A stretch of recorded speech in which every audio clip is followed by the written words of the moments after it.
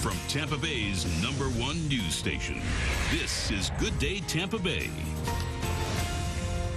We show these pictures around Thanksgiving, folks camping out just to save a few bucks. It's becoming a pretty common sight this time of year, but is that really the best way to spend your money over the holidays? If you get a deal, maybe it is. Keeping track of our finances is hard enough 11 months out of the year, but every time December rolls around, everything gets a little crazy. What to buy, when to buy. We're going to have some help this morning, especially some help for telling kids about the finances. Financial planner and author Michael Mentor joins us to help us handle this season of spending. Good to see you. Welcome. Good to see you, Russ. Your book is called I Plan, and is it geared more toward kids, or should the adults start and then let the kids read it? I think it's important that the parents really start reading the book so they get a grasp the understanding of maybe some of the principles they have maybe missed along the way.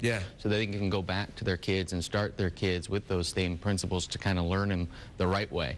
And I started the kids probably at the ages of good 14, 15 to understand the value of money, how to spend money, how to build credit, how to protect credit, and most importantly, getting back to our needs and our wants. And that's this holiday season. I think this is the best time of the year to teach kids about the value of money. Well, let's talk to the adults here for a minute, because I wish I had talked to you on Friday rather than today, because I told you I hit the Christmas shopping pretty hard over the weekend. How do you dial it back? It's so hard sometimes. And you can go to the mall, you go to the store, you go online, you want everything. You know, what do you say to somebody? How do you dial them back on it?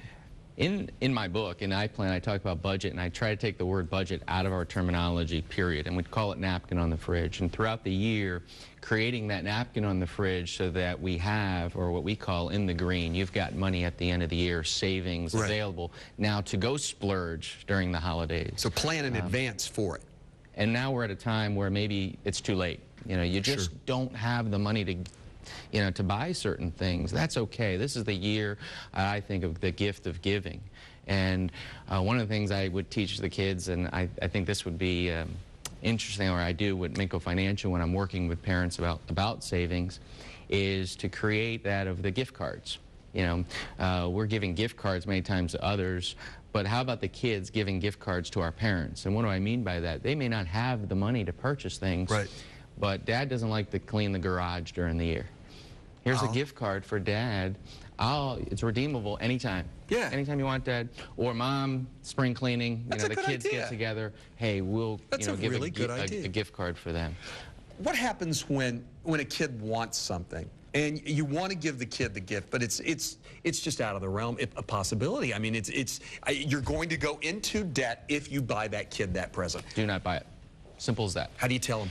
You say, look, we go back to our napkin on the fridge. We go back to teaching them the value of money, that we don't have it. It is just not in our budget. And that's a valuable lesson to teach kids early on, that sometimes you just can't have things you may want. But there are ways to get it over time.